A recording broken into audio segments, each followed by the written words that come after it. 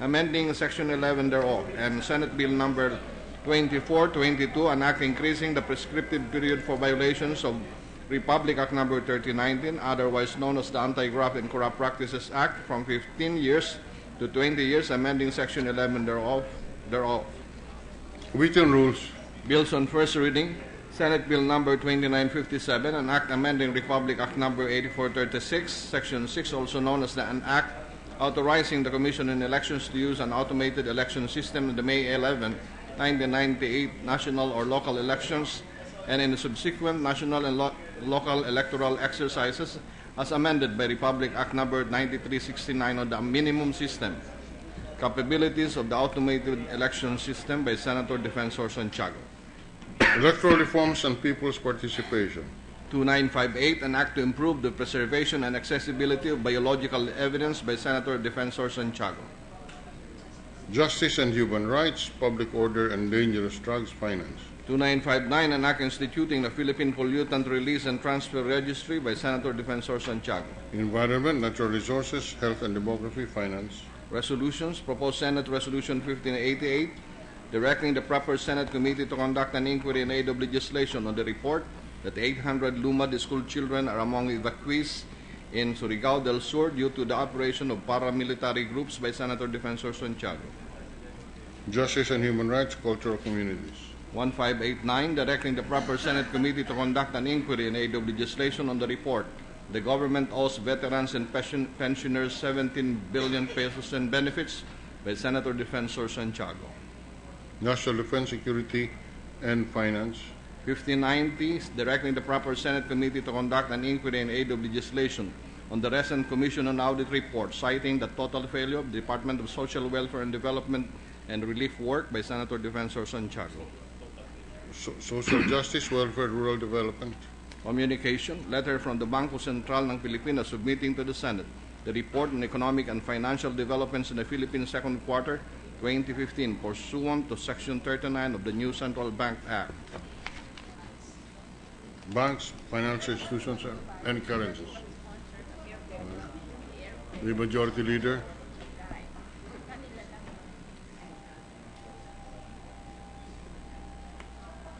Mr. President, with the consent of the Senate, I move that we resume consideration of proposed Senate Resolution number 1540 under Committee Report number 210.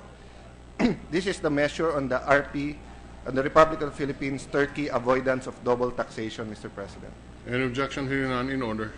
Mr. President, the parliamentary status is that we are in the period of interpellation. I thus move that we recognize the sponsor, Senator Angara. Senator Angara is recognized. Senator Angara is recognized. Mr. President, there are no senators who have indicated their desire to interpellate. I thereby move that we terminate the period for interpellation. Any objection? Hearing none, the period for interpellation of proposed Senate Resolution 1540 is hereby terminated. Mr. President, may I ask for a minute suspension? Can we first suspend consideration of the measure? 3 days lang on double taxation. Consideration of proposed Senate Resolution 1540 is hereby suspended. Mr. President, may I have a minute suspension? 1 minute suspension.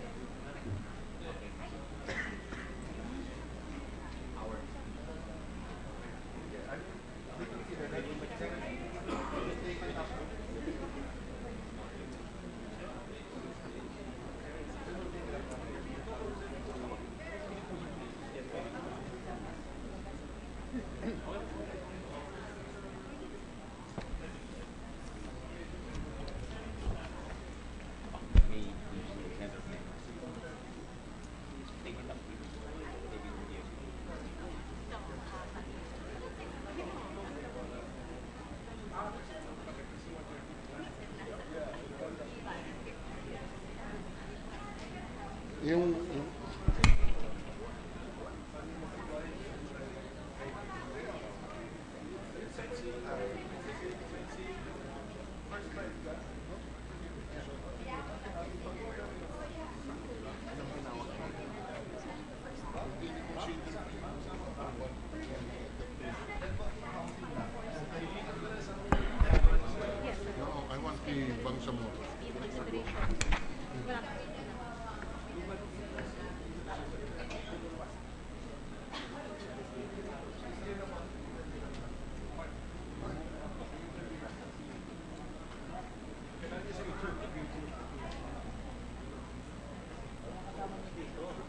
Ready to resume, Mr. President. Session is resumed. Sir President, may I ask for reconsideration in terminate the period for interpellation since Senator Osmeña wishes to interpellate on Senate Resolution 1540, 1541, and 1542. So we'll schedule this for Monday next week, Mr. President. The closure of the period for interpellation on proposed Senate Resolution 1540 is hereby reconsidered to enable Senator Sergio Osmeña to avail of the period of interpellation on Monday. Sir President, I move that we suspend consideration of proposed Senate Resolution 1540 under Committee Report 210. So suspended. Sir President, with the consent of the Senate, I move that we resume consideration of Senate Bill 2894 under Committee Report number 200. This is the bill on the basic law for Bangsamoro Autonomous Region, Mr. President. Consideration of measure is in order. Sir President, the parliamentary status is that we are in the period of interpellation. I thus move that we recognize the sponsor, Senator Marcos. Senator Marcos is recognized as the principal sponsor of the measure. Thank you, Mr. President. On the continuance of the interpellation of Senator Soto, May we recognize Senator Soto? Senator Soto is recognized.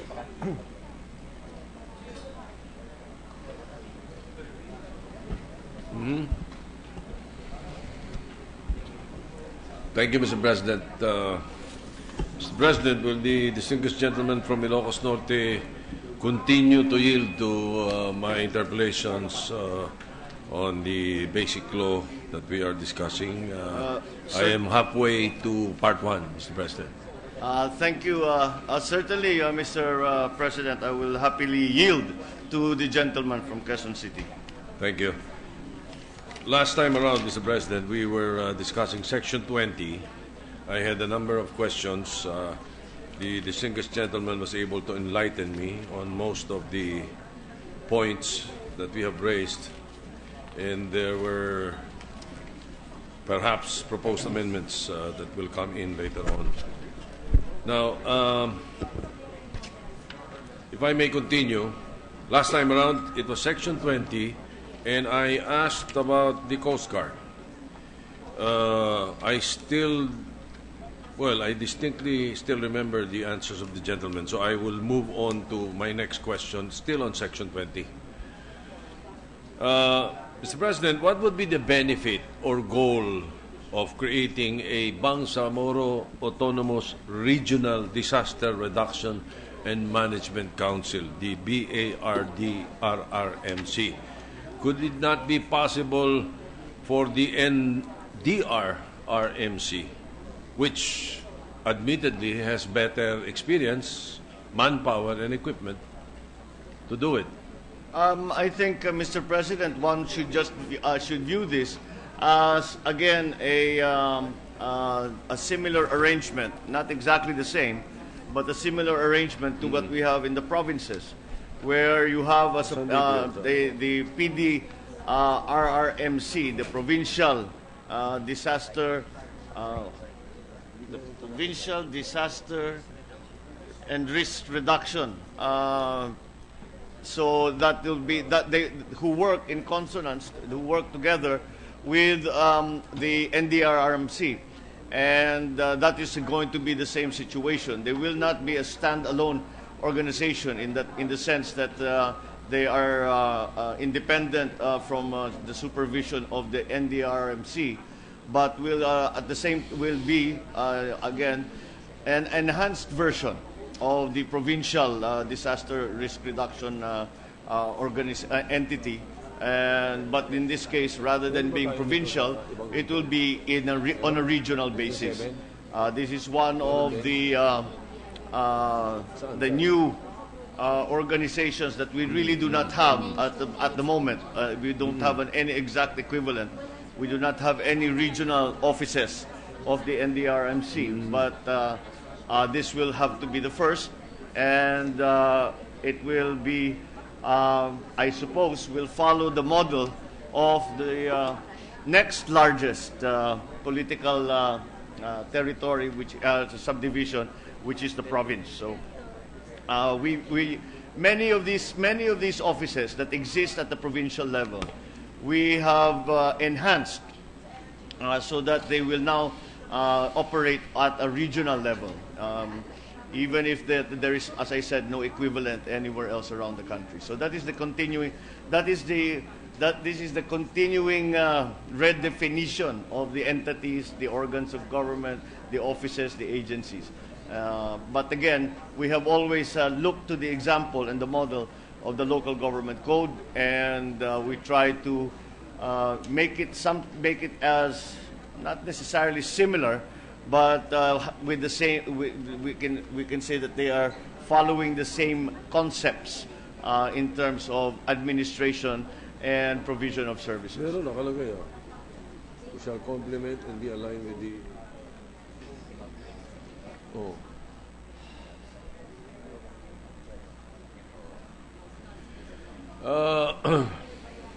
Well, Mr. President, I do see your point, but I was just hoping that it could be very prominent in this particular section, the participation of the NDRRMC, pretty much like the other councils in the other regions that we have right now. So there is no mention to that effect. So will you be willing to accept an amendment? Yes, certainly. If it will help to clarify the situation,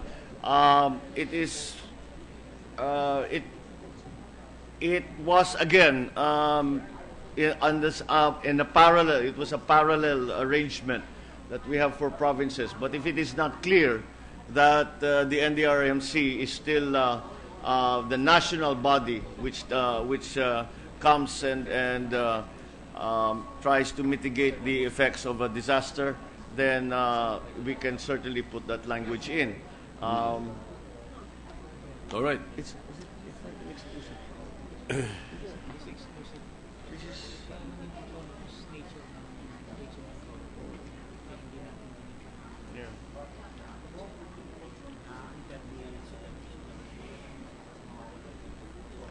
There is only one issue about that, Mr. President, that upon further thought, there was actually a reason why we did not specify that.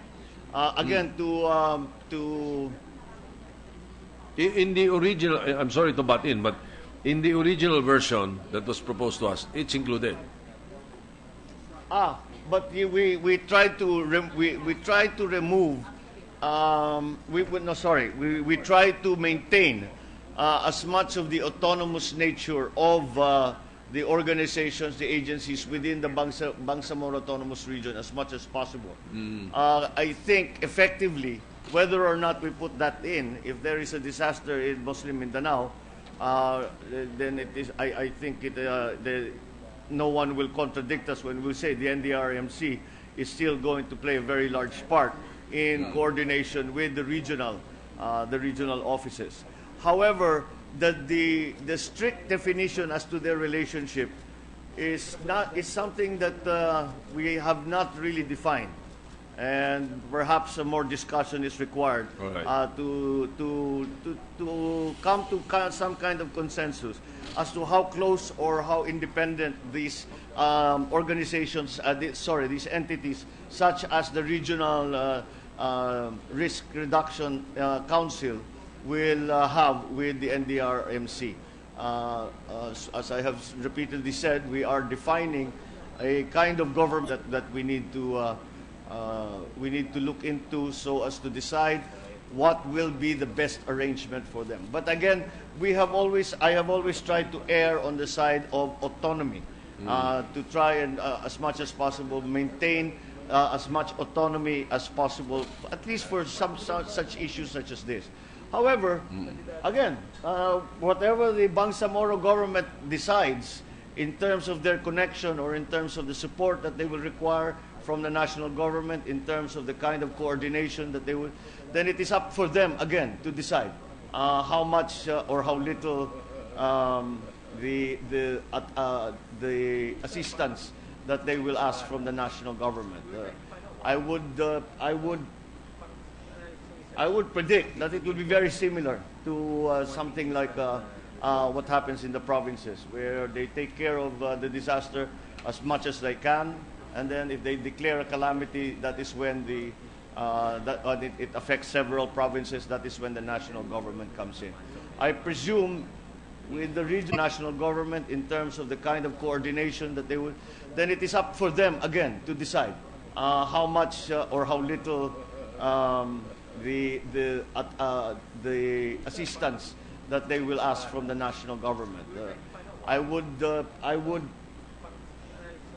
predict that it will be very similar to something like what happens in the provinces, where they take care of the disaster as much as they can, and then if they declare a calamity, that is when it affects several provinces. That is when the national government comes in.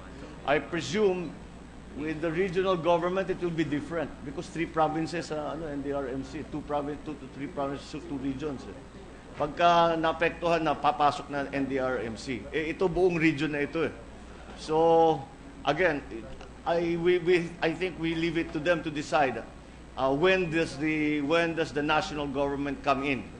As I said, in the LGU, it comes in when the national assistance comes in when a calamity is officially declared by the Sanggunian of the province, and the NDRMC actually does not need any further action to come in if it has affected more than one province. So this will have to be slightly different. Yung mga qualification na yun, 1 province, 2 provinces, 2 regions, etc., mawawala na siguro yun. We'll have to redefine kung kailan papasok yung NDRMC. That's a good point, Mr. President. It is another thing that we have to, one of the finer points that we have to look into and find the best possible arrangement. All right. Considering the answers given by the gentleman, I will, and following his line, I will give it further thought also before I propose the amendment. Thank you for that, Mr. President. Now, going to public order and safety, how will the creation of the Bangsamoro Basic Law affect the structure of the Philippine National Police in the region? What will be the role of the Bangsamoro regional government as regards to public order and safety, Mr. President? Well, again, in the same fashion as the coordination that is being done between provincial governors, city mayors, municipal mayors, any local chief executives with the police. I think the gentleman's experience in local government will have shown him that it is impossible to conduct the peace and order operations in any LGU without close coordination between the commanders of the police in that area and the local government. In this case, I believe that will be the same. However, the reason that it is that we have put that provision, a very simple one, is to make very, very clear that the police in the Bangsamoro Autonomous Region are still under the direct supervision of the Chief PNP and ultimately the President. Because if you remember, Mr. President, this was one of the areas that caused a great deal of alarm with some of our countrymen when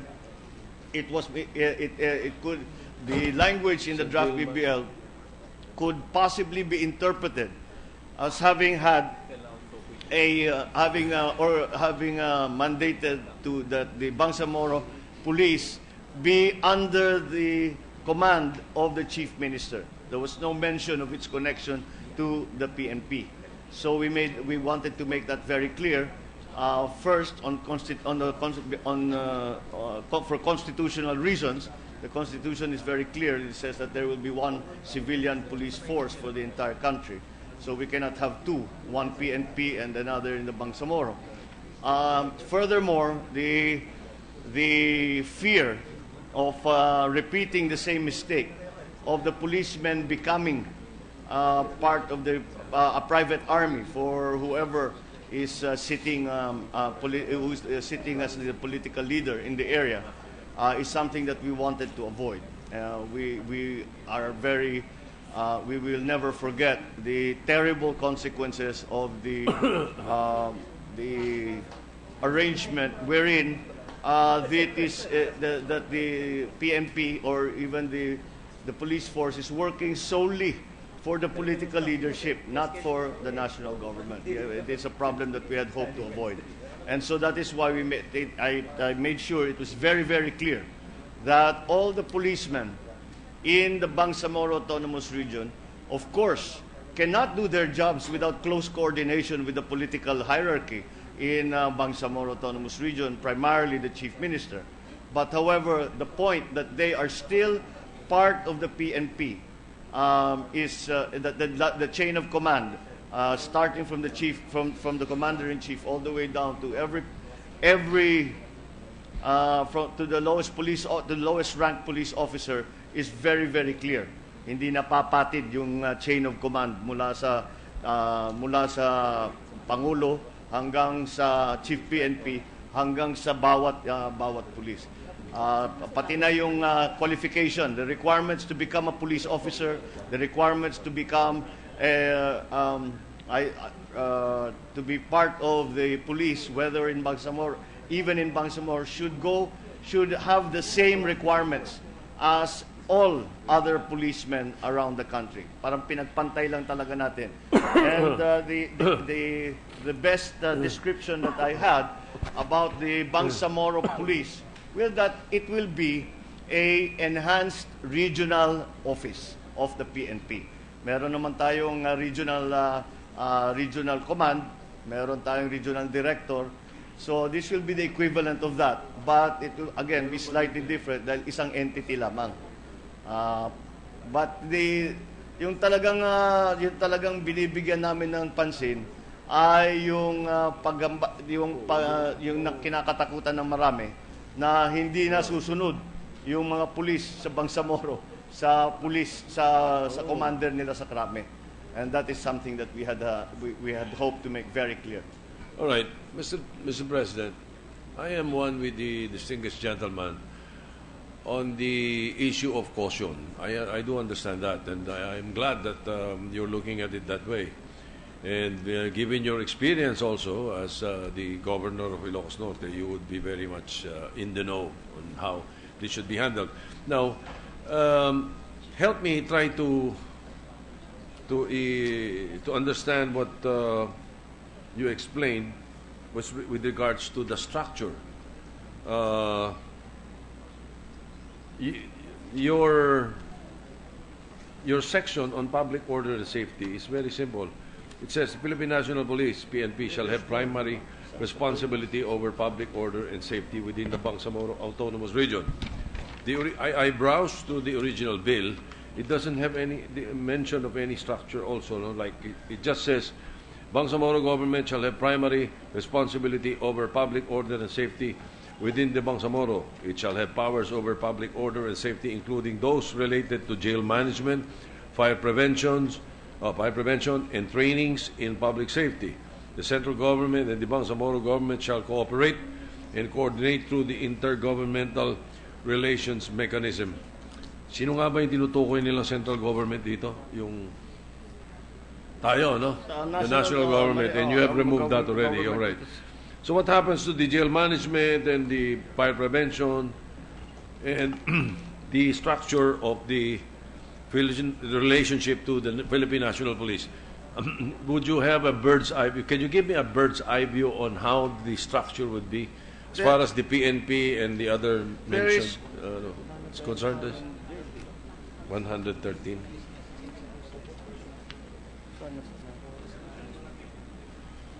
I am being told by Senator Pimentel that you have it in Section 113. On section, Section 111 on page 52 of the substitute bill also speaks of the creation of the Bangsamoro Autonomous Regional Police. But again, it's an integral part of the PNP. As to the specific structure of the PNP, in Section 113, there is a detailed. In Section 113, there is a detailed description of the Bangsamoro Autonomous Regional Police Organization. And it gives a specific structure putting together the Bangsamoro Autonomous Region Police. So jail management and penology, we left it in the exclusive powers of the national government. All right. I see that in Article 11, which is probably in my second or third part of the interpellation, you are right, it is right there, but I don't see the structure either, except that there is a redundancy on the issue of public order and safety. Pwede tayong tumalon dun, but I'd rather... In the next page, Mr. President, Section 113, there is a more detailed description of the structure of the Philippine National Police. Most importantly, its relationship again with the headquarters, with the entire command structure of the PNP. All right. Do you think this issue or this why is it necessary to be described here in Section 20, or I mean included in Section 20, public order and safety? Why is it necessary when there is a whole article and number of sections in the forthcoming? Because that is Section 11 is Section 20. Section 20 is just an enumeration of the powers, the concurrent powers enumerated. So if at the top of the page it reads, concurrent powers enumerated hereunder shall be exercised through a system of consultation. So these are all the shared powers between the national government and the regional government. Okay, I understand now. Thank you, Mr. President. Then in that case, I will suspend my questions on the issue of the Philippine National Police in the region. Let me just move on and continue with Section 20 because we will get there to Section or Article 11. Very well, certainly, Mr. All right, thank you very much. Number 13 of your Section 20. Why is the welfare of the non-Moro indigenous peoples, the creation of the Ministry for Non-Moro Indigenous Peoples, as well as the recognition of their ancestral domains, ancestral lands, and their rights thereto to be included, covered in the Bangsamoro Basic Law? Mr. President, hindi ba parang rider ito? Why should the Ministry of Non-Moro Indigenous People be included in the Bangsamoro Cabinet, Mr. President? This is simply to guarantee that the rights and privileges enjoyed by the non-Moro indigenous peoples, specifically in general, but specifically on an ancestral domain, are well understood and will be recognized by the national government and the local government. We are, however, although the IPRA law is already there, we felt that it would not hurt. Again, if you will notice, there are several instances actually in the substitute bill where we refer to the national law that is relevant to that particular subject.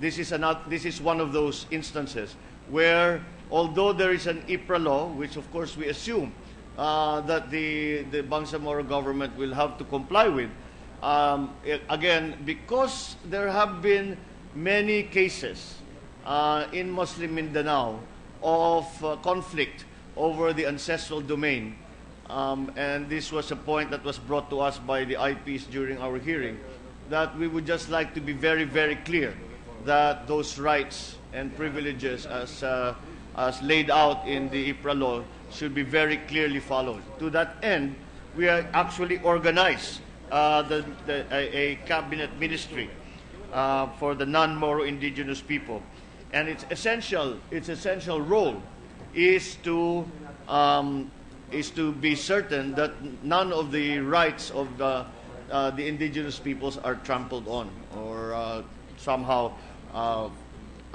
ignored. That is something that we found necessary, because it was a matter of great importance to the leaders of the different indigenous peoples groups, and to the point It is so important to the point that they will say it came out during our hearings that there might, if the conflict reaches such a certain pitch and it will not be resolved, there might be renewed fighting. So we wanted to remove that as a possible potential source of conflict and conflict that can reach such a heated level that there will be actual violence between different groups. So it's just again, although it is not strictly necessary, but we felt that it did no harm and probably some good to leave it in and to remind again us and the incoming Bangsamoro government that these principles need to be recognized and held close to the actions of the government. But you see, Mr. President, the creation of a ministry for non-Moro indigenous peoples. Ang dating po sa akin, at naintindihan ko naman sana yung explanation nyo, ang dating po sa akin, parang ipinapasailalim natin sila sa Bangsamoro Autonomous Region. Payag naman sila doon. Hindi naman sila tumututol doon. Ang sinasabi lang nila, ang kanilang pangamba ay sinasabi, baka pag nabuo na ang Bangsamoro Autonomous Region, ay meron pupunta ron ay hindi niya inyo to. Dahil Bangsamoro na ito eh. Yun na nga. Yun ang kanilang kinakatakutan. Kaya gusto nilang, nais nilang liwanagin ng mabuti sa batas na hindi dapat pabayaan ng ganyang klaseng pangyayari. So the ministry in no way will be able to interfere in the non-Moro indigenous people's actions or policies. Well, I would imagine the ministries, the work of the ministry will be to make sure that the rights of the non-Moro indigenous peoples are protected. And should a decision or a discussion, let's say, in a hypothetical cabinet meeting, begin to encroach upon those rights and privileges, then it will be the role of the minister of the for non-Moro indigenous peoples to speak up and to say, to do that, kung itutuloy natin yan, for their protection. Oo, masasagasaan natin ang ating mga IP. So, wag na natin gawin yan dahil labag sa batas at hindi karapatan nila yan. So, that is something that will, in a kind of a IPRA watchdog, if you will, Mr. President. All right. Thank you, Mr. President. Well, thank you for that, because I know for a fact that the debates that we are having will be included as part of the law later on, if that it will be necessary, and once this is questioned. Anyway, going to Islamic banking, Mr. President.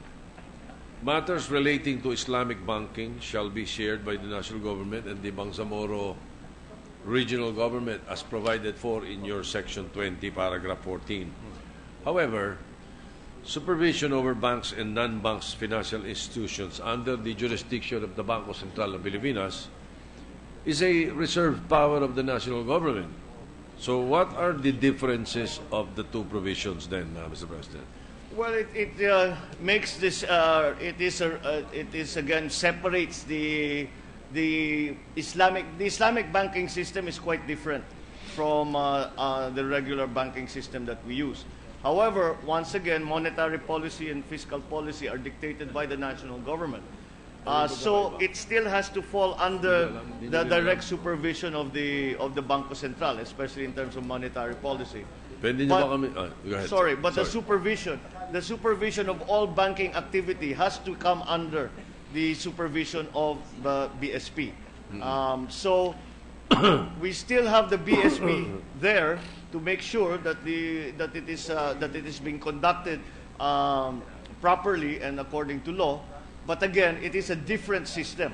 So it can be viewed as being distinct and separate from the regular banking system. It is actually the traditional banking system that is already being exercised not only in the Philippines but around the country amongst Islamic banks. So, for my continuing education, Mr. President, what is the difference? Sabi mo, iba yung Islamic banking. Paano po ba yung Islamic the banking? very simple difference is that walang interest. pag nangutang ka, bawal it is not allowed in the Quran to charge what they actually refer to as usury. So there is no need for usury law in the Islamic banking. Well, they're not under Islamic law. The banks do not. They can impose charges, but they cannot impose an interest payment on the loans. And also, what about savings? Are there the interest given to savings by the banks? I am not an expert, Mr. President, on Islamic banking. Perhaps we will try to gain some an answer to your question. But to further explore the subject, the transfer also of monies is done in a different way, from one Islamic bank, from a person to an Islamic bank. The reporting is also different. Are there Islamic banks in the Metro Manila, Mr. President? I do not think so, Mr. President. I do not think that there are Islamic banks. I could be wrong. Because I am suddenly interested. Well, there is the Alamana Bank, but they are already owned by the DBP. I have plenty of loans, Mr. President, so perhaps I can transfer it to the Islamic banking system. I will watch your experience. I will watch the gentleman's experience, Mr. President. Makatipid din kami sa interest payment. Anyway, I will expect your Yes, on the specific once you get the specific question of the savings accounts and how they are handled. Now, who will be responsible for insurance matters in the Bangsamoro Autonomous Region, Mr. President? It will still come under the regulatory attention of the national government still and its agencies, because.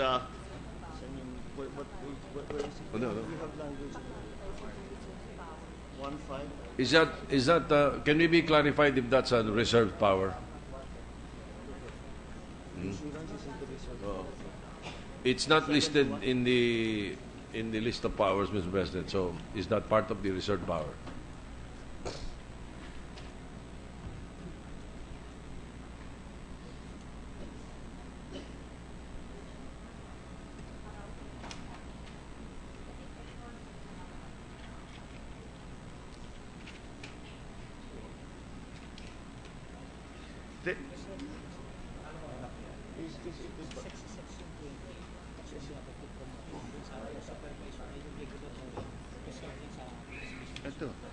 Yes. It's not listed in the list of powers, Mr. President. So is that part of the reserved power?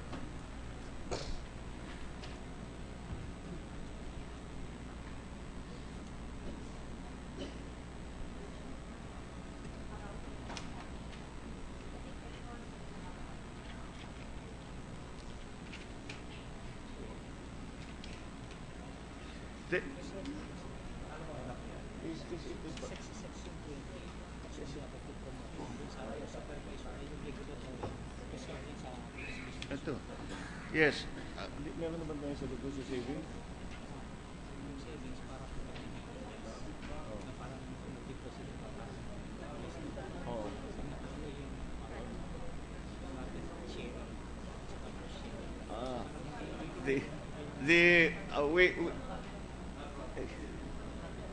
Mr. President, we have an answer to the question of the gentleman on the savings account.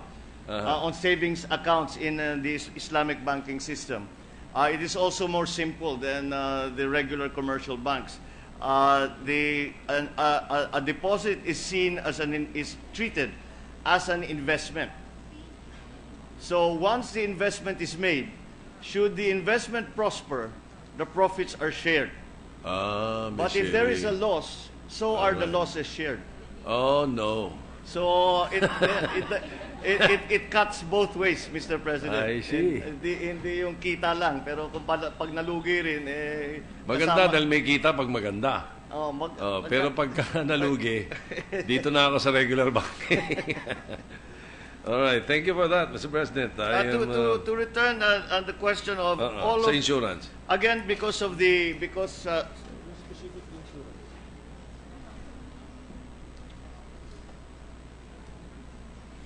the closest language we have to that is has to do with banking and finance in section 114.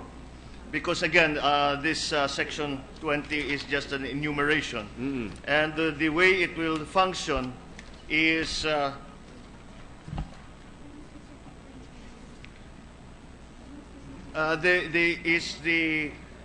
creation of the Bangsamoro Autonomous Region Fiscal Policy Board. But they have, again, the functions are outlined here. It has to do more with the determination of fiscal and monetary policy. There is no specific language in the substitute bill on insurance, Mr. President. So what do we plan to do then, Mr. President? Would you mind if we incorporate something to that effect? The general principle that we also followed is that if it has not been delegated, expressly delegated, then those functions remain with the national government. All right. So it remains with the national government if it's not mentioned here, huh? That's the general rule, yes. That's the general rule. Okay, I will accept that, Mr. President, in that case. Thank you. All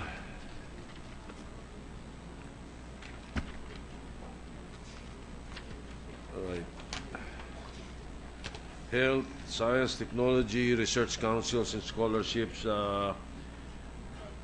libraries, museums, historical...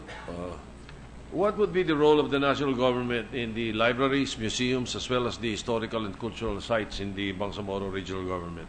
Well, specifically with archaeological sites, it will still have to be done together with the national government, the National Historical Commission, to declare an historically important site. But again, the Bangsamoro government can designate. They have the power to establish libraries and museums and to also declare historical and cultural sites independent of the NHA, of the NHC, National Historical Commission. But when it comes to the regulation, the excavation, preservation, exportation of cultural properties, then the coordination has to be done with the National Historical Commission. Okay. This is we allow that again that kind of autonomy because it is felt that the Bangsamoro, the inhabitants of the Bangsamoro and the scholars of the Bangsamoro Autonomous Region will be the ones who are best qualified to designate what places, what dates are actually culturally and historically important to the Bangsamoro people, and so we leave it to them. However, again, when there are actions to be taken, the National Historical Commission is also in coordination with them. Okay, thank you. Well, just rewinding a little on your science and technology, there are blank provisions under Section 20 in your enumeration, particularly 16 and 17, Research Council and Scholarships. Are you going to fill this up during the committee amendments, or this is it? Well, that was the form that was in the draft BBL. And we felt there was no need to change. It cannot really be too general. The science and technology that the Bangsamoro government should choose to undertake is entirely up to them. The same thing in terms of research councils and scholarships. We anticipate that there will be many.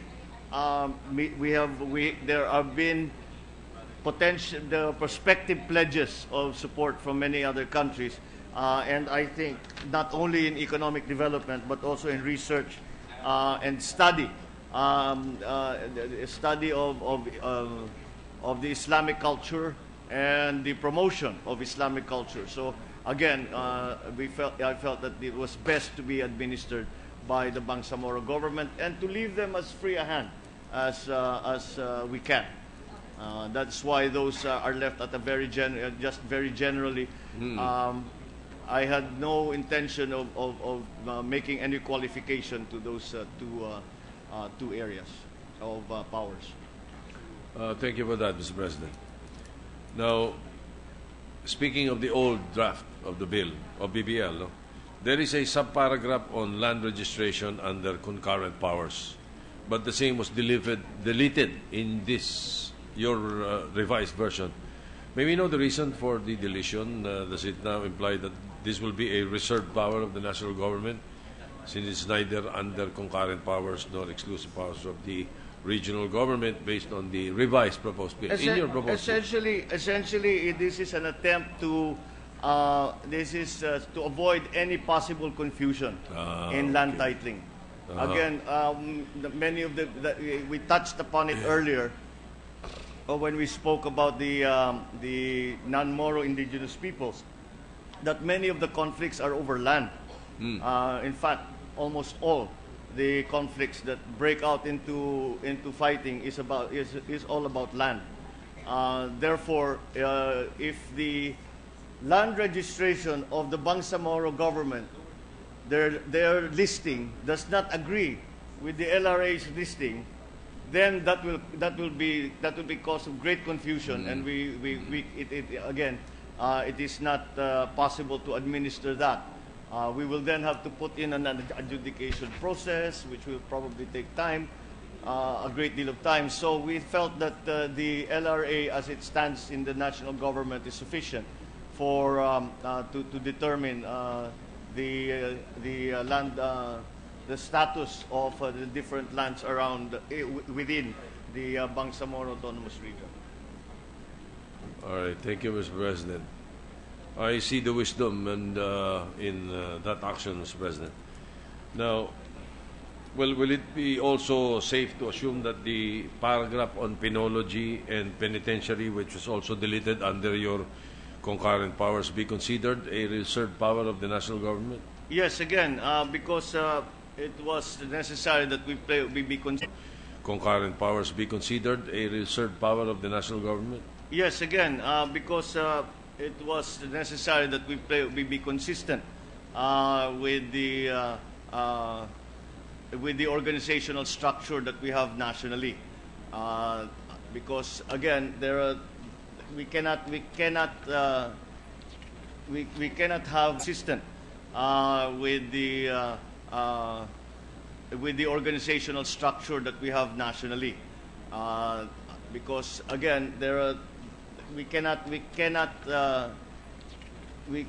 have differences in the way that the jails are managed, in the way that the prisoners are managed within the system. So that is why we left it. We put it back to the national government and put it under the auspices of the national government. So it will still remain under the BJMP. All right. There are items under concurrent powers and exclusive powers that were also deleted in our substitute bill now. Can we now assume that since those items, like establishments of GOCCs, financial institutions, water supply, services, flood control, irrigation, registration of births, marriages, deaths, among others, they were not anymore to be found in any of the section on concurrent and exclusive powers. So those powers are reserved powers of the national government? That is right, Mr. President, because when we were studying these different areas, it became clearer and clearer that some of them can be concurrent powers, but can be devolved powers to the autonomous region. However, there in certain areas, like in the question of the GOCCs, there was a constitutional question that we had to remedy. In the terms of similar to the BJMP, and later on you will also find it in the there are several other areas where essentially it was found if there were two distinct bodies undertaking the same function, if there is a conflict between the two, eventually we would have to rule in favor of the national government, because it is the local government, it's the national government. So, but that is we felt was unnecessary. If the functions are still emanate from the national government's offices, and therefore, again, consistency in policy, in management, and in administration would be carried through to the Bangsamoro Autonomous Region. I'm just interested in the issue of registration of births and deaths.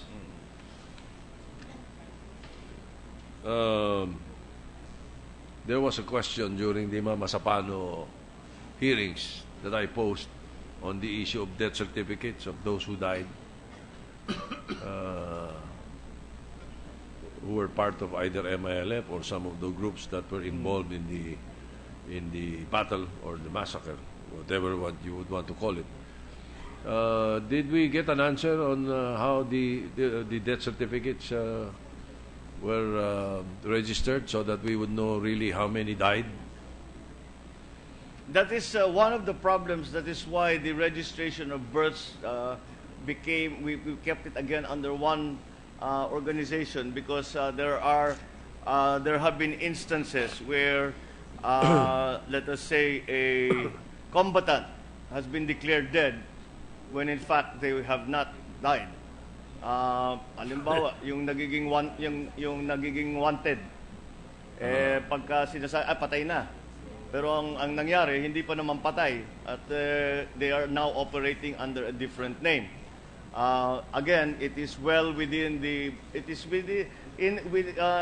well recognized within the Muslim culture, as we have experienced, to use aliases to begin with. So with that, with that aspect in mind, at least we thought that there should be a general and authoritative listing of deaths and births. So again, because we thus far in the past experience, that part of the recording of the bureaucracy has not certainly been, well, for one reason, because there is conflict, and secondly, the use of aliases is widespread in the Muslim community. It is not something that those of us not in the Muslim community are that familiar with. We were all very surprised when the chief negotiator was found to have to be using an alias. But the more we studied the issue, the less of an issue it became. But we learned that, in fact, that this is part of the culture, that a nom de guerre is something that is fairly common, even when not in actual conflict. So this is something that we try to accommodate and to make sure that despite that practice, that we still have an authoritative listing of deaths and births, so that we have a good database for all of the inhabitants of the Bangsamoro Autonomous Region. This is also important in terms of the decommissioning. One of the first steps of decommissioning is the identification of combatants. And so we so if we again have that authority, unless we have that authoritative list, then it's very difficult to cross-check on who is who. Are they still alive? Have they already in fact died? So that is that's another aspect to that we felt was necessary, to have a accepted by all, a list of births and deaths that is accepted by all parties. Well, I will have to agree that the more you discuss it, the clearer it gets. I distinctly remember I was chiding Chairman Iqbal in one of the hearings. I said I did not want to talk to him because my mother taught me not to talk to strangers. And during that But of course, he's no longer a stranger. We were talking, and he was explaining to me some points in the issue of the proposed bill. I think that happened. It was a surprise to all of us. Yes. But the more we studied the issue, it became, as I said, less of an issue. But then again, Mr. President, because it's something that is commonplace, and it really does not impact on, for example, the peace process. It does not impact on the legality of the documents that Chairman Iqbal has signed. So it is, again, it is something that is different from our usual practice, but it is something that I feel we can accommodate as long as we make very, very clear that the official lists of the deaths and births. So long as we have that, then the administrative side of it can still continue to function and at the same time accommodate the practices of having a nom de guerre or having an alias.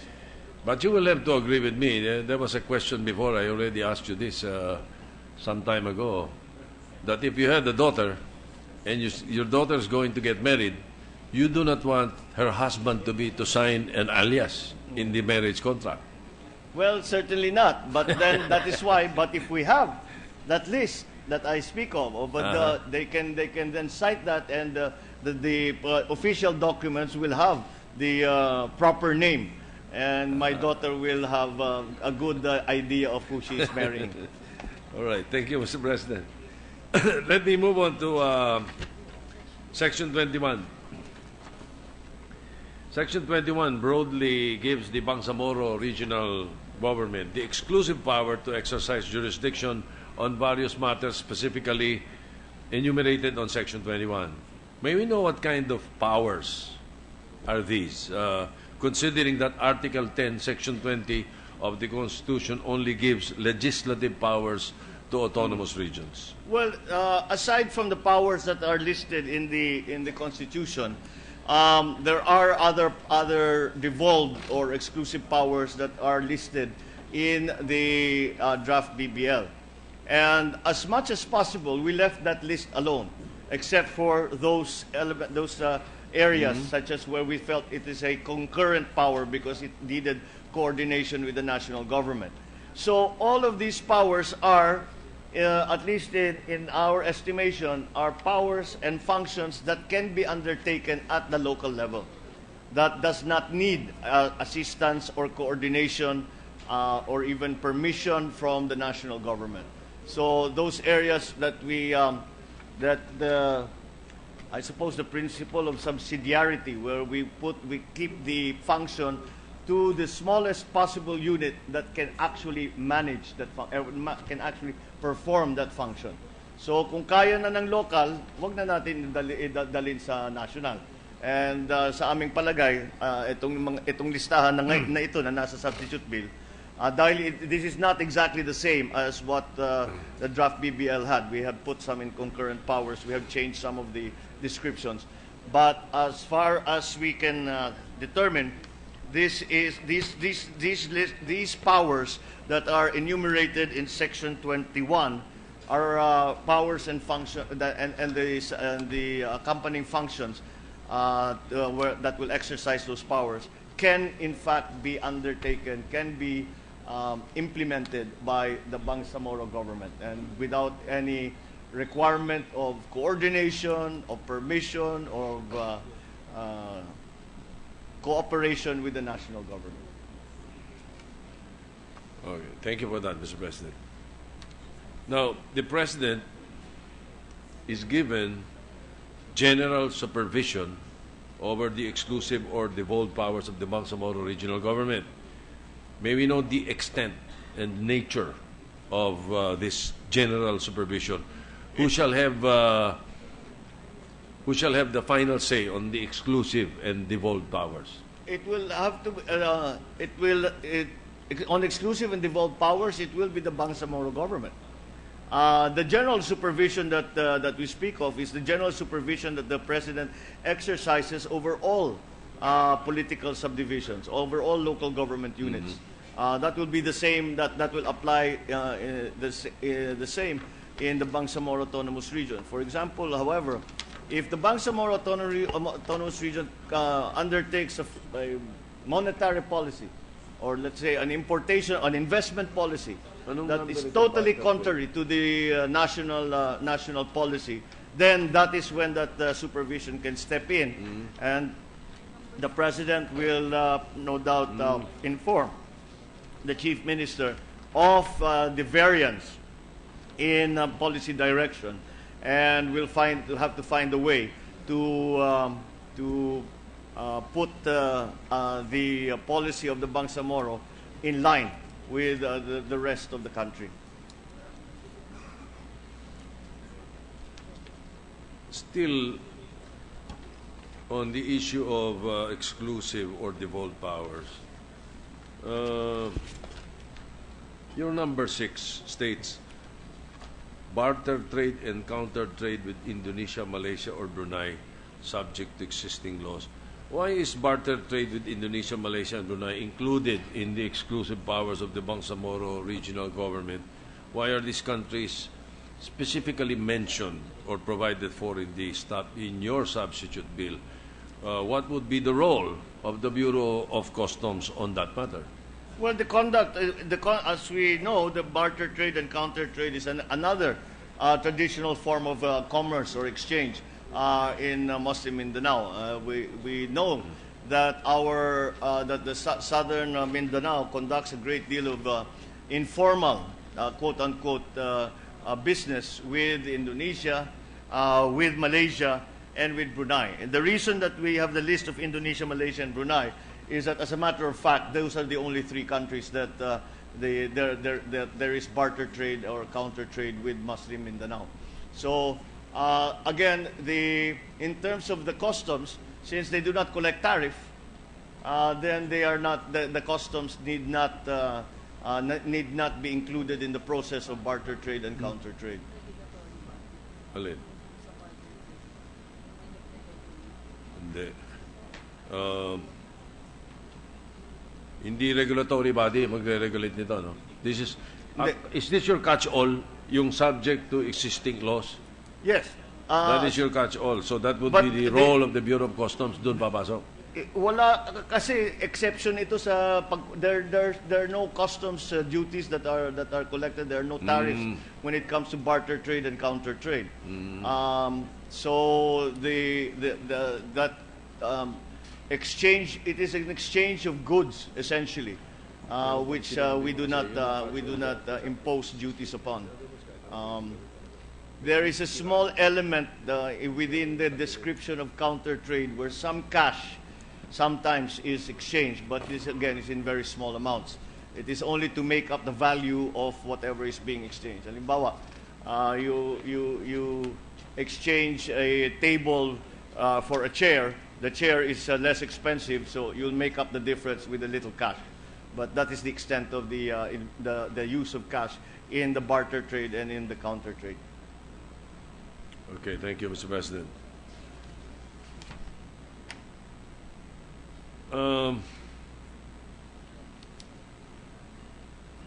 What are included in the term public utilities, your number 12?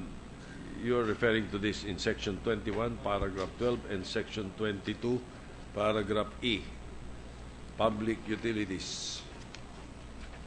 Ano po ang mga kasama nun? Well, public utilities are what we normally think of, the provision of electricity, water, garbage of public utilities. Saan ito? Transportation, some communication, but the distinct difference again is that these are the systems, whether the utility systems that are within the Bangsamoro Autonomous Region. It is most specifically when we go to section paragraph 11 of the same section, we speak in in quite some detail about how the Bangsamoro government is in fact regulates the power generation, distribution, and transmission if all of those activities are done within the Bangsamoro Autonomous Region. However, that situation changes the moment that that source of power connects to the national grid. Yeah. And the minute it does that, then they come under the regulation of the ERC. So within sila lang. All right. Thank you, Mr. President. The general test is that these systems are operating only Within, in yes. the Bangsamoro Autonomous Region. Thank you. Number 18, still on Section 21. Regulations on manufacture and distribution of foods, drinks, drugs, and tobacco for the welfare of the inhabitants in the Bangsamoro Autonomous Region. What will particularly be regulated in the manufacture and distribution of foods, drugs, and tobacco for the welfare of the inhabitants of the BAR? Will it have its own BIFAD? No, they will still follow. I think they will still follow the accreditation or the approvals of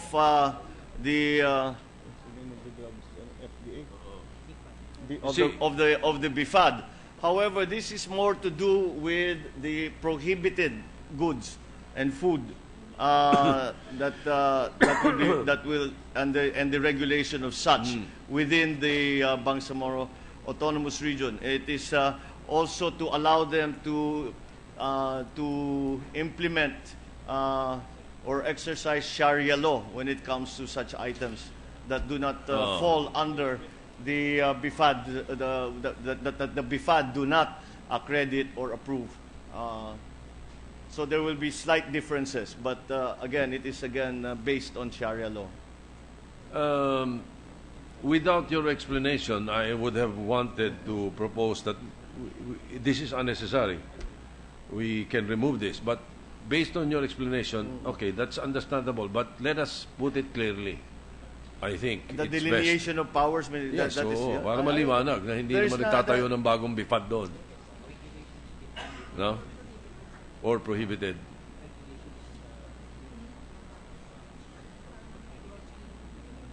It's under exclusive powers, Mr. President. well, the regulation is their exclusive power. Yun na nga eh. But the regulation. enforcement still remains with, for example, the medicines that we take.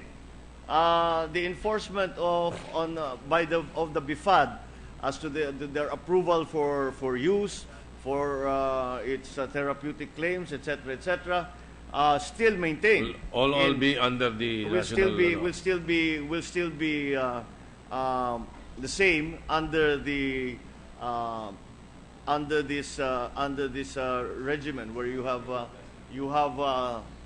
the BIFAD deciding what are safe, what foods, what drugs are safe for use by our citizens. So if there are any items that fall that there are rules for in the Quran, if they fall out of if they are not part of what the BIFAD is doing, then the regional government steps in.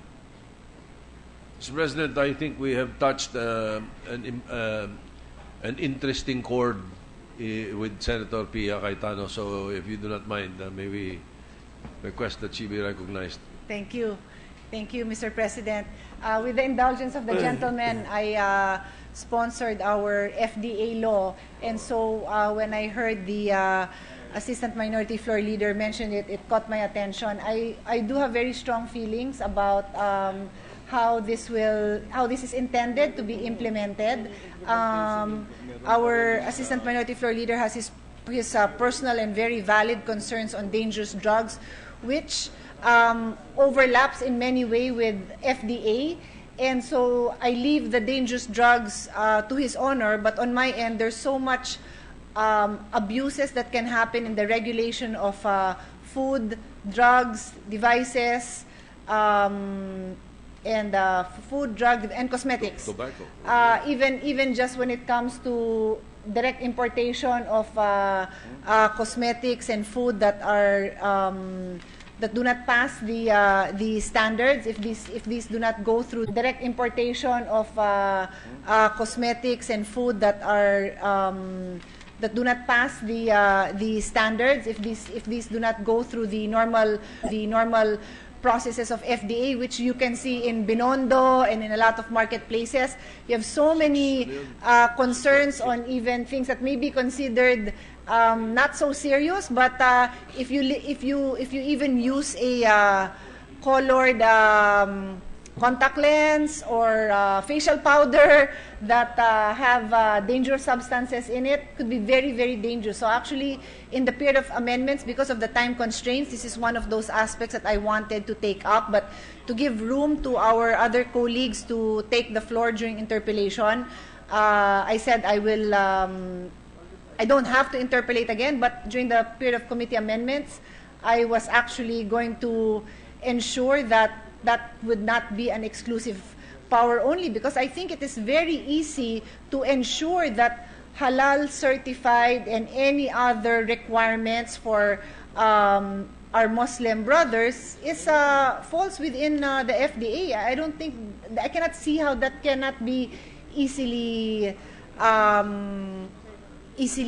worked in. But to have for that to be an exclusive power, I will really have a problem. And like I said, in the period of amendments, that will really be one of mine. The point is well taken. In fact, it was a point that was raised during the hearings by the manufacturers of medicine. And they were worried, of course, about quality control and standards that they be maintained. And that is why the Bureau of Food and Drugs still maintains the enforcement part of their function. This is in the substitute bill. We simply speak of the regulation. What can His Honor explain? I didn't quite get it. I was trying to catch the exchange. What is the difference between the enforcement and the regulation? You mean they'll come up with their own rules? They'll come up. They will have whatever rules are not covered, whatever issues on food and drugs are not covered by the Bureau of Food and the Food and Drug Administration. That they can regulate. They cannot regulate or make up rules that are contrary to what the Food and Drug Administration have already established. So it is. So if, for example, like one of the worries is that the drugs are substandard, or they have something actually wrong with them, that it hurts people, then that is when the Food and Drug Administration will come in and enforce. The Bureau of Food and the Food and Drug Administration that they can regulate. They cannot regulate or make up rules that are contrary to what the Food and Drug Administration have already established. So it is. So if, for example, like one of the worries is that the drugs are substandard, or they have something actually wrong with them, that it hurts people, then that is when the Food and Drug Administration will come in and enforce the rules and say that this is not to stand. They shut down the operation, whatever. on that note, Mr. President, Taguig City has the largest Muslim community in Metro Manila. And FDA is situated in Alabang, which is 20 minutes away, 10 minutes without traffic. So I see no reason why FDA should not be making sure that all our Muslim brothers, wherever they are, have access to Muslim-friendly food, drugs, cosmetic. There's no reason. There's no reason it should be limited, which is 20 minutes away, 10 minutes without traffic. So I see no reason why FDA should not be making sure that all our Muslim brothers, wherever they are, have access to Muslim-friendly food, drugs, cosmetic. There's no reason. There's no reason it should be limited to those in the Bangsamoro region. That's understood, Mr. President, but we are bumping up here again on the issue of autonomy. We have said that the Bangsamoro Autonomous Region will access more autonomy than is given any other local government, and that is part of that autonomy. So again, this is the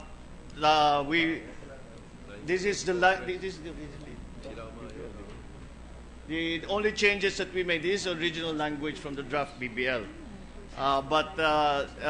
We have not. We've tried to make as few changes as possible, and we felt that so long as the regulation and enforcement of the FDA still applies within the Bangsamoro Autonomous Region, then we feel that those safeguards will still obtain within the Bangsamoro Autonomous Region. Once again, anything that will help to clarify the language, to make it very, very clear as to the extent of that regulation, to the extent of the FDA's involvement in the Bangsamoro Autonomous Region, can certainly be entertained. But that would be a major change, because we are moving it from an exclusive power to, I am assuming, a shared power. Well, my concern remains, and I will be happy to go back with my staff and groups. I will not prolong the discussion. I'm sure the Assistant Minority Floor Leader has other questions. I really thank the gentleman for the time you've given me, but it's something that I'll get back to during the period of committee amendments, or even during His Honor's personal time, if I'm yes, ready to certainly. submit some we can have that discussion, so that I don't think that would be a problem. The good lady from Taguig, I think, has a wider experience in this on this subject. So certainly, any inputs from her would be most welcome. Thank you, Mr. President. Thank you, Senator Cayetano. Right. Yes, yes, Thank you, Mr. Senator President. Soto. Yes, to continue, Mr. President. I will follow the lead of the distinguished lady when it comes to this provision during the period of individual amendments, Mr. President. Now, in the matter of ancestral domain and natural resources, is this an absolute power of the Bangsamoro regional government? Well, this is a devolved power that is.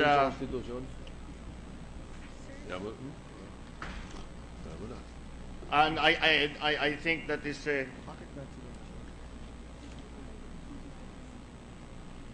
yes, that is clearly best left again to the Bangsamoro government, and furthermore, it is already a power granted by the Constitution to the autonomous region, an exclusive power over ancestral domain and natural resources.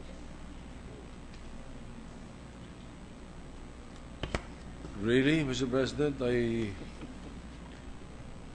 I have difficulty in that. Well, under the Article 12 in the Constitution, Section 2,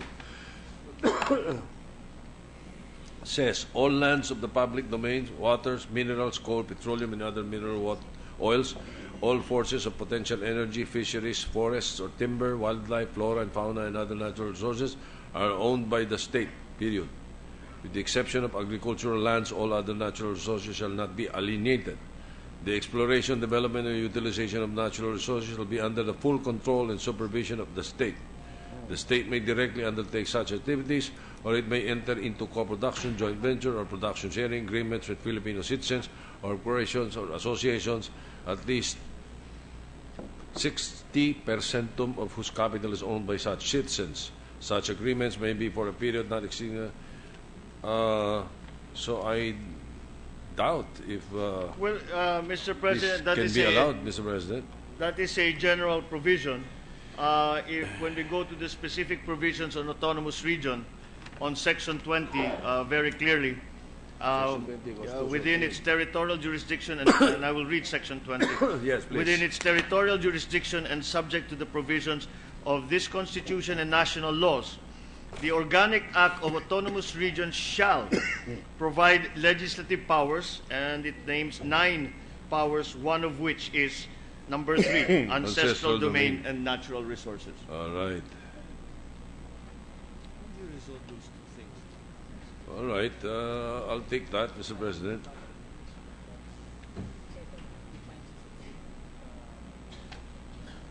All right. Thank you, Mr. President.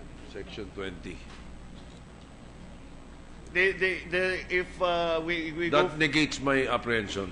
yeah, thank you, I'm glad, Mr. President. But there is further language further along in the substitute bill. Again, these are enumerations, so Yes, they're yes, I very know. specific. The very specific manner of implementation.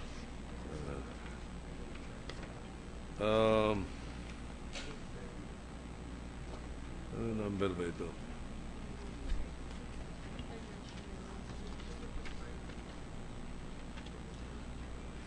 Ano number ito? May we know the meaning of international human resources for capacity building in the Bangsamoro Autonomous Region? How and when will this be applicable? Is this not in the concurrent powers if the national government shall assist and cooperate in ensuring access of relevant international human resources? No, that merely allows the Bangsamoro government to interact directly. This particularly pertains to the expected offers of assistance in terms of training that we expect from the international community. I have met with several ambassadors who have said that they are watching this process wherein we are creating a new autonomous region, and most importantly, as part of the peace process, and their willingness to help to ensure the success of that peace process by providing assistance. Some have said investments, some have said outright grants. Some have talked about their national companies, the companies from their country coming in to invest, and the other one is the development of the human resource development, which essentially comes down to training. So perhaps there will be there will be offers, and I believe that there will be offers for groups to come in and to train the inhabitants of the Bangsamoro. This is especially in certain disciplines. This is especially important in the process of normalization, because when we say normalization, we speak not only of combatants, but we also speak of communities, where we return the combatants to a normal, peaceful life, and the communities that were conflict areas to, again, a normal, peaceful situation. And that is going to be a very critical part of the normalization process, which is, again, a very important part of the peace process. So that is in anticipation of those offers that we know will be forthcoming.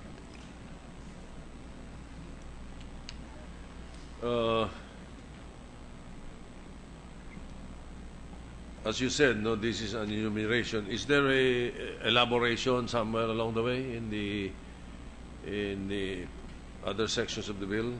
There is no longer any detail, because we, as it is written, we propose that it will be up to the Bangsamoro government to define their dealings with these. That is why we are allowing them to deal directly with international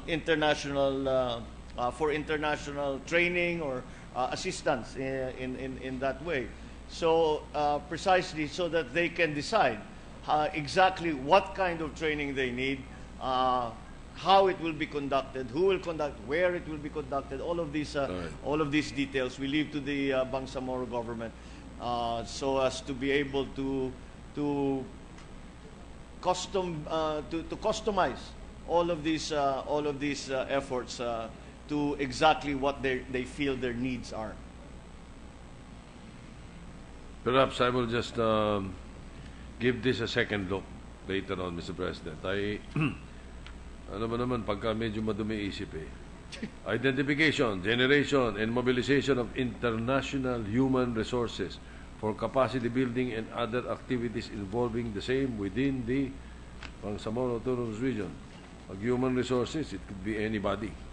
Anyway, so as I said, I will take a second look, Mr. President, and try to understand the explanation that you gave. Well, Mr. President, essentially that is, again, I'm certainly open to any improvement in the language, but just to guide the gentleman in his study, that pertains to training, capacity building, all of those things. So, if we just to help the gentleman in his study, that is the intent. If he has language that will clarify such an intent, that's the then point. certainly it would be welcome.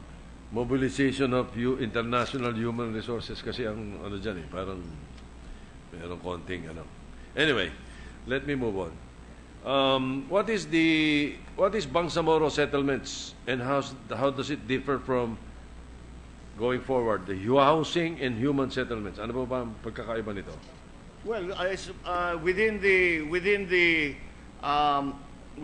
Bangsamoro region, the Bangsamoro government will still be the ones to decide where settlements will be made. Of course, with coordination, will be put together. Of course, in coordination with all of the housing agencies that we have presently in the national government. But again, the decision as to where such housing is needed, where, for example, again, we go back to the decommissioning and the normalization process.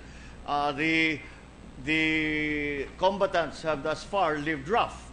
So if we are now going to have to decide when they lay down their arms, what communities they will belong to, what permanent communities they will belong to, and those permanent communities will be determined by, again, the Bangsamoro government, as they are the most familiar with not only the area but also the inhabitants and the identity of those combatants and their families. All right, thank you, Mr. President. What about the next two items, Mr. President, under the enumeration? What is being contemplated in development planning? And then the next number is urban and rural development. Ano po ba mga coverage nito at saka kung may mga limitations or guidelines? Development planning. Ano kaya ibig sabihin po nito at saka yung kasunod? Development planning is very straightforward. What it really means is they are actually mandated. The Bangsamoro government will be mandated to submit a overall development plan, not only an infrastructure development plan, but again capacity development plan. All of these areas that the Bangsamoro government feels will need special attention, and so that development planning once again will be done by the Bangsamoro government, and again it would seem to make good sense that they decide what, in their view, are the priorities for development in the region. Submit to who, Mr. President? To the national government. To the national government. What development Bangsamoro is able to do, the Bangsamoro government is able to do by itself, that will they will undertake that. Should they need further assistance, for example, the road network, the power generation, these kinds of big ticket items will need the assistance of the national government, and that's why the national government must be aware of the priorities that the Bangsamoro government gives to different sectors. And beyond the prioritization of sectors, also the plan as to how many people will be trained, how many, what kind of industries would they like to enter into, what forms of employment do they feel are appropriate for the inhabitants, and what you will have to do what do you have to do to bring about that kind of development. That is going to be the coordination with national government. But again, the fundamental choices that are going to be made will have to be made by the Bangsamoro government. Thank you. Thank you, Mr. President. Going forward to number 42, still on section 21, the last item in that section. In the establishment or creation of other institutions, policies, and laws for the general welfare of the inhabitants in Bangsamoro Autonomous Region, are there any limitations on this exclusive power? Will this catch-all provision not be subject to abuse, Mr. President? No, it is a very I believe it is very general. Yun nga, very general. Very general. But again, the limits imposed upon that power are still the Constitution and national law. So long as it is within that within the allowable powers or actions or functions allowed under national law and the Constitution, then I believe that there's no need to put further constraints on the choices that the Bangsamoro government will make. All right. That would be the guide. This is part again of the. This is although it is a general provision, it is also it becomes of primary importance during the organization of the Bangsamoro government. Although the transition authority will be the lead in that, then there might come a time, such as in the national experience, where right now, for example, we are feeling the need for the Department of Housing.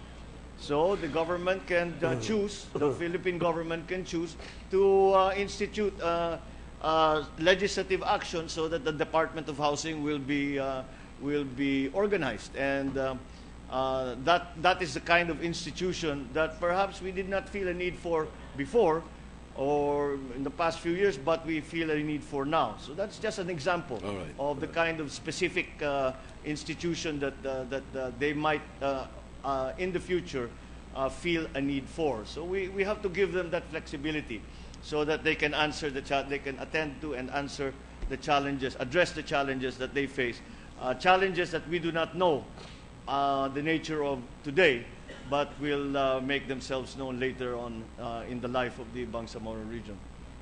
But as usual, all under the mantle of the Constitution, all within. Oh, that is, and it must be shown, as the phrase general welfare is included. It must be shown that it is for the betterment of the lives of the inhabitants of the Bangsamoro region. All right. I move on to Section 22, Mr. President. Other exclusive powers.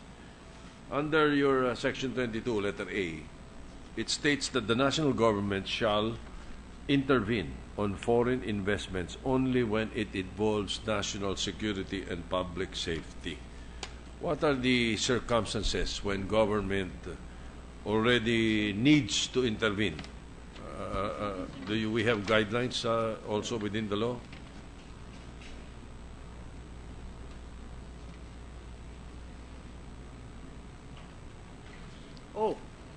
Yes. Well, again, we would like the question of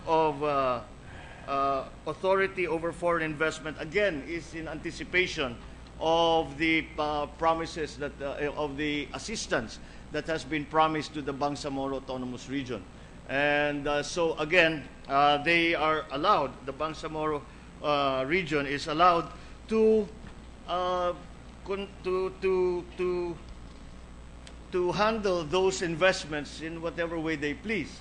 However, it is again, it is constrained by national law and by the Constitution, and furthermore, in the public interest, it has to involve, if there is a question of national security, then certainly the national government will have to intervene. If it is a question of public safety, then the national government will intervene. But beyond that, again, we leave as much scope as we can to the discretion of the Bangsamoro government as to how to handle such economic activity as investments from foreign lenders or foreign investors. Thank you, Mr. President. Still on Section 22, the Bangsamoro Parliament, specifically the Chief Minister, is given the power to grant leases, permits and licenses over agricultural lands and for forest management. Are there any guidelines for this power? How will this look under the proposed bill on the Land Use Act, Mr. President? Well, again, the limits are defined by national law and the Constitution. Other than that, it is again up to the Bangsamoro Parliament to decide what laws they feel are necessary, what form that they feel it is necessary, and so long as they do not violate any national laws or are shown to be unconstitutional, then I do not feel that there is any necessity to constrain their powers in that regard. It is a fairly normal situation. We allow our provinces and cities to pass ordinances, and since it is a regional, we call them laws, since it is a regional body. And again, as long as it is within the law and constitutional, then clearly it should be left to the discretion of the Bangsamoro Parliament what regulations, what ordinances, what laws they feel are necessary. Okay. Still on Section 22, we give the Bangsamoro Regional Government the exclusive power to supervise and regulate private schools. May we know who or which particular body shall regulate and supervise these private schools? Does this mean that they will have their own DepEd? No. These schools are actually again, this is outside the DepEd system. The private schools. This is referring also to there are several provisions that talk about the promotion of Islamic culture and history, and there is also talk about the establishment of madrasas. Those will be under the regulation of the Bangsamoro government. There is actually we have the provision on the involvement of the DepEd in terms of the material that is going to be taught, the curriculum that is going to be taught in the schools, and it is made very clear that the schools in the Bangsamoro Autonomous Region will have to be consistent again with the curriculum that the DepEd formulates for the rest of the country, and the reasoning for this has been very clear, simply because of the experience as we have found in Spain and their experience with Catalonia, that it is apparently a polarizing force to have different curricula from in different regions. So that consistency is there. However, should there be other schools that might want to specifically address the history, the culture, the philosophies, the teachings of Islam, then that will fall under the auspices of the Bangsamoro government. Okay. I will leave that point now, Mr. President. I understand that in part 2 of my interpellations, I will be dealing with that particular issue on educational issue and system. I really want to be educated also as far as the same system that they will be using in private schools in the Bangsamoro. Let me move on to Section 26, Mr. President.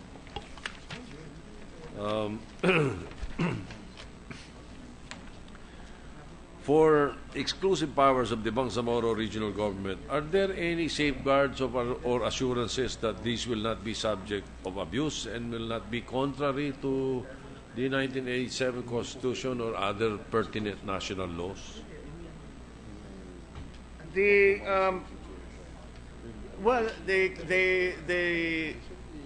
A law cannot be passed or can be passed, but it will be struck down if it is found to be in contrary to national law or the Constitution. That is under the very simple principle that all local laws are, in fact, must be consistent with national law. And so, again, if there is a proposal that would for a law that would, in fact, violate or repeal or amend a national law, then that simply will not be allowed. But again, I think the national laws are a sufficient limitations on any possible abuse in terms of the passage of laws. They will still have to make sense. They will still have to be legal. They will still have to be shown to be for the good of the community.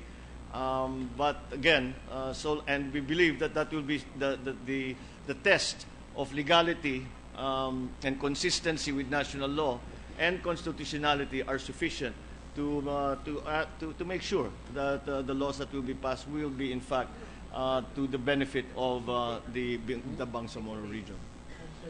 Therefore, for concurrent powers, in case of conflict between the national government and the Bangsamoro regional government, the decision of the national government shall prevail. Yes, I suppose. that is something that has to be made has been made very clear throughout the substitute bill. Right. There, in the original draft of the BBL, there were several mentions of negotiation with the national government should there be any conflict. This came up on the subject of the police. This came up on the subject of fiscal policy, monetary policy, etc. And that was objectionable to me when I said a subsidiary local government should not be in negotiation with the national government. National government still dictates policy. National law and the Constitution still dictates the legal strictures under which we operate.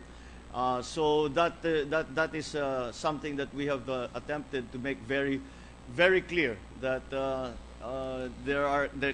we cannot allow, as I said, the repeal, the amendment of any national law.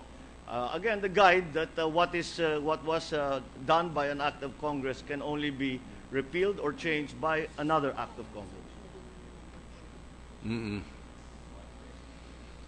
So, penalties, sanctions for non-compliance of abuse of authority or powers are provided for, of course, within the national government. It will be the democratic process within the Bangsamoro government. Yeah, okay. If let us say, one member of parliament is consistently proposing measures that are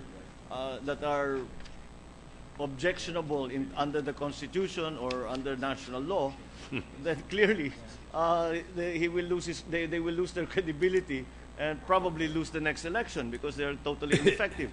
So that again, but again, this is where we once again come up to the subject of autonomy. As much as possible, if it was not necessary, and I think it is that the rule that any laws passed by the Bangsamoro Parliament be consistent with national law and the Constitution, I think that is sufficient, a sufficient safeguard that it will be in consonance with general national policy. And again, we do not want to intrude, or rather we want to intrude as little as possible, because we are talking here once again about autonomy. And to make that autonomy real and genuine and felt, then we must allow the Bangsamoro Parliament, the Bangsamoro government, as much freedom to decide their own fate as we can. All right. Section 26 states that the national government and the Bangsamoro regional government shall establish a quota mechanism at the highest levels that shall coordinate and harmonize their relationships. May I be clarified on what we mean by mechanism at the highest levels? Well, these are again, they will still have to establish them. how they coordinate. We talked about in the concurrent powers, for example, we talked about coordination and cooperation with the national government. How that's going to be done will have to be decided at a later date. That's when the Bangsamoro government will then, shall we say, there is a concurrent power. How that concurrent power will be exercised, how that coordination will be. Will they put up a body? Will they put up a board? Will there be one officer? Will it be a constant communication, or will there be periodic meetings? Those kind of details will have to come again from when the time comes to organize the Bangsamoro government, and that will have to be decided. I would imagine for each different case, it will be slightly different on how this coordination will be handled. For example, customs. The customs, even in the free ports, should they declare free ports? That level of coordination has again to be decided, because the customs officials will have to work hand in hand with the Bangsamoro government officials for the collection of duties of duties in the other ports. So, and then of course to the regulation, the monitoring that if it is an eco-zone or a free port, that those goods do not enter into the national system, and that they stay within that area. That kind of coordination we did not define. The coordination we defined, but the bodies and the method by which the coordination will be conducted is not defined. That will have to be formulated when the Bangsamoro government is organized. And again, we leave it to the Bangsamoro government and its representatives to decide which is the best way to handle that coordination. Okay, thank you, Mr. President. I see the point. Section 27, the Council of Leaders shall be comprised of representatives from the non-Moro indigenous communities, women, settler communities, sultanates, and other sectors. May we know who will have authority to determine the other sectors that will be considered as members of the Bangsamoro Council of Leaders? That will fall once again to the Bangsamoro government. Should they decide to add other sectors to this list, then it is well within their right to do so. Again, this is open yan, medyo unlimited yan. This is a feature. The Council of Leaders is a feature we do not have in any other local government in the country. But yes. it is a traditional shall we say, consultative body in Muslim Mindanao, and it serves a very clear and important purpose. And that is why we again, since we have left as much autonomy to the Bangsamoro government when it comes to all issues of Muslim tradition, Muslim culture, and the continuing of the promotion of Muslim history and culture. We leave it up, of course, to the Bangsamoro government to decide how that is going to be handled. Therefore, although it has to be made very clear, because these are the groups that came to us in the Senate and said that we feel we have a role to play. And it is in the draft BBL, that role has not been defined, and we do not feel that it is clear what we should do. But the sentiment was, we feel we can help. How can we help? And this is one of the methods that's why we included them as one of the sectors. These are the sectors that came to us with that offer. I was going to ask for the purpose of the creation of the Council of Leaders. Somehow you've been able to answer. The Council of Leaders is a traditional consultative body, even in government. And again, this is in line with the tradition in Islamic communities. Well, what would be the weight or the relevance of the advice of the Council of Leaders? Again, that is to be determined. We do not, as I said, we have no experience ourselves on how the Council of Leaders is handled. But certainly, at the very least, they will recommend courses of action. They will provide wise and sagacious analysis of the situation in Muslim Mindanao and provide their inputs. Certainly, again, it will depend, I suppose, the weight that is given to such advice, such recommendations, will depend on the individual. Yung ba, meron, alam naman natin, pagka may consultative body, meron mga iba dyan, talagang pinakikinggan, basta't magsasalita, lahat nakikinig. At dahil sa experience natin, tama yung marunong yung taong yun. Meron naman, hindi masyadong experience pa, so maybe that weight will be less until they have arrived at the same status. So at the very least, we're speaking of persuasion. Yes, moral suasion. Yeah. I think moral suasion is that would be the better. Is a good description as to what they can impose on the government. All right, thank you, Mr. President. Mr. President, that ends my interpretation on my first part, on part one. So I will suspend the interpellation, and I can continue tomorrow with part two if you're willing to listen, and the distinguished gentleman is still willing to answer some of the questions. I stopped at section 27. The preference of the chair is that the good gentleman, Senator Soto, will continue tomorrow. So that Yes, sir. If Thank the you. gentleman sponsor would continue to yield. I will be here and available to Thank answer you. any questions, Mr. President. Thank you, Mr. President. Thank you to the distinguished gentleman from Ilocos Norte. So we will calendar this again for tomorrow Yes. for the continuation of part 2. Mr. President, so today we finished his part 2 of part 1 of season 1.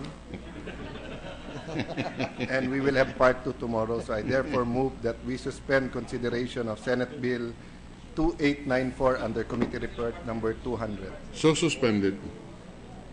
Mr. President, with the consent of the Senate, I move that we resume consideration of Senate Bill 2947 under Committee Report number 248. This is the bill on the Balanced Housing Development Program amendments, Mr. President. Any objection? Hearing none. Consideration of the measure is in order. Mr. President, the parliamentary status is that the sponsor delivered his sponsorship speech last September 15, 2015. I thus move that we open the period of interpellation. The period of interpellation is hereby opened. Mr. President, I move that we recognize the sponsor, Senator J.V. Ejercito. Senator J.V. Ejercito is recognized. Mr.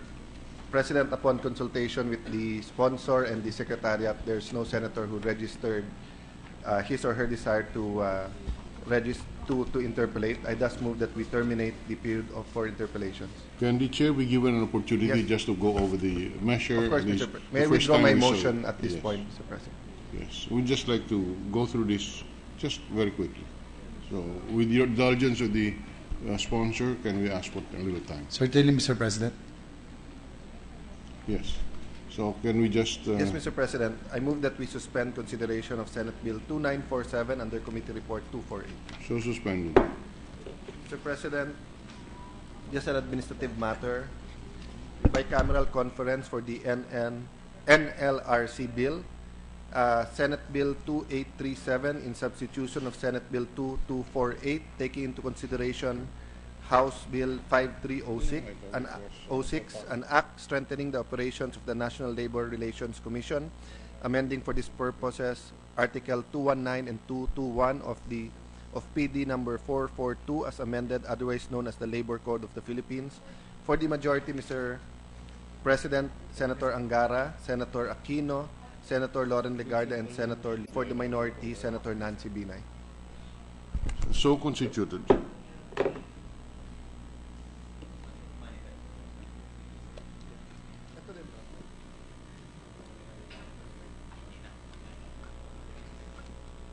Mr. President, Senator Angara for a manifestation. Senator Angara is recognized. Thank you, Mr. President, distinguished Majority Leader. We'd just like to manifest for the record that we are designating Senator Tito Lapid, and for the minority, Senator Nancy Binay. So constituted.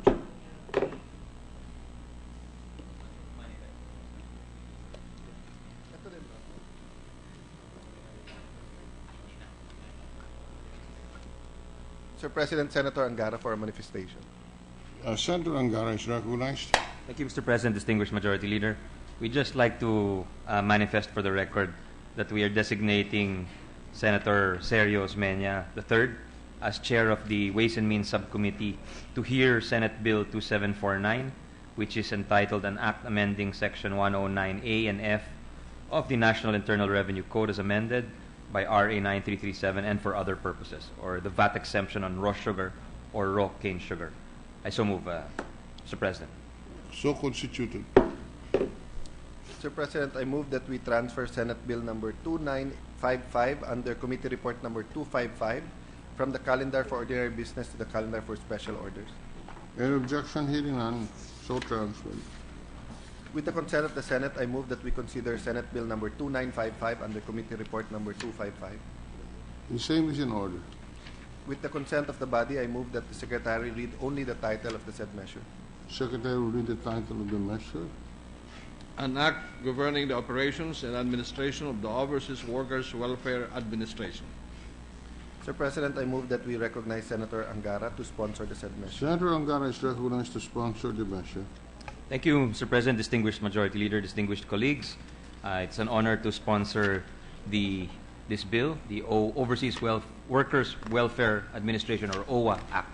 Para po sa ating mga overseas Filipino workers or OFWs, ito pong panukala natin, Mr. President, tungkol ito sa OWWA na may mandatong protektahan ang kapakanan ng ating OFWs. Sa ilalim po nito, nais po natin paigtingin ang tiwala ng mga OFW para sa nasabing ahensya. Mahalaga po ang batas para maging ganap ang tiwala sa lipunan. Nararapat lang na ang OWWA ay ganap na mapagkakatiwala ng mga OFW maging ng buong bansa. Kaya sa pamamagitan ng panukalang ito, nais namin klaruhin ang mga bagay-bagay na hindi malinaw tungkol sa OWWA. Unang-una po, hindi po malinaw sa kasalukuyang batas kung ang OWWA nga ba ay isang GOCC or Government-Owned and Controlled Corporation or isang National Government Agency. Importante pong klaruhin ito dahil may kinalaman ito kung papaano patatakbuhin ang ahensya. Mula noong taong 1980, umaasa lang ang ahensya para sa kanilang budget sa tinatawag na OWWA Fund, mga contribution po ng mga miyembro na OFWs. Ang OWWA ay hindi nakakatanggap po ng pondo mula sa General Appropriations Act, kaya ang opinion po ng COA or Commission on Audit ay ang OWWA ay isang GOCC dahil ito po ay tumatakbo gamit ang sarili niyang koleksyon. Subalit hindi lang po pangongolekta ng kontribusyon ang gawain ng OWWA. Mandato po ng OWWA na tiyakin ang kaligtasan at kapakanan ng mga OFWs. Kaya ang sabi naman ng DBM or Department of Budget and Management at ng Governance Commission on GOCC or GCG, ang OWWA ay isang NGA or National Government Agency at nararapat na pinopondahan ito ng gobyerno taon-taon. Pangalawang issue po, ang OWWA nga ba ay isang insurance scheme, protection agency, loan bank, or social security. Halo-halo po ang mga programa at serbisyo ng OWWA para sa mga OFWs, pero dahil limitado ang pondo, walang katiyakan na palaging may papagpatuloy ang mga ito. May duda kung kaya ng OWWA na magpautang, magbigay ng insurance o social security, magpatakbo ng scholarship at magsagawa ng mga livelihood programs. Nandito din po, Mr. President, ang issue ng pagmamay-ari ng trust fund ng OWWA at kung paano nga ba itong dapat gamitin o gastusin. May ilang katanungan na kung sino ang nagmamay-ari sa pondo ng OWWA na ngayon ay mahigit sa 18 billion pesos. Sakali bang mawala ang OWWA, kanino mapupunta ang malaking halaga na ito? Sa gobyerno po ba o ibabalik sa mga OFWs? Pang-apat, tanong nga ng ilan, at ito po ang pang-apat na issue, sapat ba ang representasyon ng ating mga OFWs sa OWWA? Sa kasalukuyan, karamihan ng mga miyembro ng Board of Trustees ay mula sa gobyerno. 17% lamang sa mga posisyon sa Board of Trustees ay nakalaan para sa sektor ng mga migrant workers. Wala rin pong nakatakdang paraan para makipag-ugnayan o makipagkonsultasyon ng OWWA Board sa mga miyembro nito on a regular basis. Iilan lamang po ito sa mga issue, Mr. President, at ito'y bunga ng ilang hindi malinaw na parte ng ating batas. Kaya po natin inihaharap ang panukalang ito ay para maging klaro punan kung saan may pagkukulang. Unang-una po, idinideklara na ang OWWA ay isang chartered institution sa ilalim ng Department of Labor and Employment or DOLE. Isa na po itong magiging tuwirang National Government Agency or NGA. Ibig sabihin, lahat po ng mga empleyado ng OWWA ay sakop po ng Salary Standardization Law. Dagdag din ito, dito kukunin na po ang budget para sa personal services at MOE ng ahensya mula sa national budget at hindi na mula sa OWWA Fund. Pangalawa po, malinaw na pong nakasaad na ang OWWA Fund ay eksklusibo na para sa mga miyembrong OFWs. Hindi na po natin pahihintulutan na gamitin ang OWWA Fund para sa mga bagay-bagay na hindi para sa kaligtasan at kapakanan ng ating mga OFW. Kalakip po nito ang pagpapaigting ng transparency at accountability sa paggugol at paggastos ng OWWA Fund. Pangatlo po, idinidiin na ang OFW reintegration ay isa sa mga pangunahing programa ng OWWA. Idinideklara rin natin bilang isang attached office ng OWWA ang NRCO or National Reintegration Center for OFWs na pamumunuan po ng isang executive director sa ilalim po ng OWWA administrator. Ang hangarin po natin ay lalo pong mabibigyan ng pagkakataon ng mga OFWs na magkaroon ng sariling pagkakakitaan dito sa Pilipinas upang hindi na sila kailangang umalis. Pang-apat po, kapag pinayagan ng OWWA Board, ilan sa mga serbisyo at programa ng OWWA ay makakaabot na kahit sa mga OFWs na hindi miyembro ng OWWA, kahit sila ay mga undocumented OFWs. Panlima po, babaguhin rin po natin ang komposisyon ng OWWA Board of Trustees para po magkaroon ng tunay na boses ang sektor ng OFW. Sa panukala po, 6 ay mula po sa gobyerno, 6 din po ang miyembro na magmumula sa sektor ng mga OFWs, whether land-based or sea-based, at mula sa kababaihan, at 2 naman po ay magmumula sa recruitment agencies. Kapag naisabatas po ang panukalang ito, magkakaroon po tayo ng isang bagong OWWA na malinaw ang mandato at tunay na mapagkakatiwalaan ng mga OFWs maging ng buong bansa. Tinatawag po nating mga bagong bayani ang ating mga OFWs. Nararapat lang po na sila ay pagkalooban ng sapat na suporta at pag-aaruga mula sa Estado na kanilang natutulungan sa pamamagitan ng kanilang mga padalang tulong sa kanilang mga pamilya at mahal sa buhay. Ang paglilinaw ng mandato ng OWWA at ang pagpapaigting sa kakayahan nito na tuparin ang mandatong ito ay isang simpleng pasasalamat lamang sa mga sakripisyo ng ating mga overseas Filipino workers. Salamat, Ginoong Presidente. Salamat, Mr. Majority Leader, at sa ating mga kasama. Thank you very much, Mr. President. Thank you, Senator Angara. Mr. President, I move that we suspend consideration of Senate Bill number 2955 under Committee Report number 255. So suspended. Mr. President, I move that we adjourn the session until 3 o'clock in the afternoon, Wednesday, September 23, 2015. Session is adjourned until 3 p.m. of Wednesday, September 23, 2015.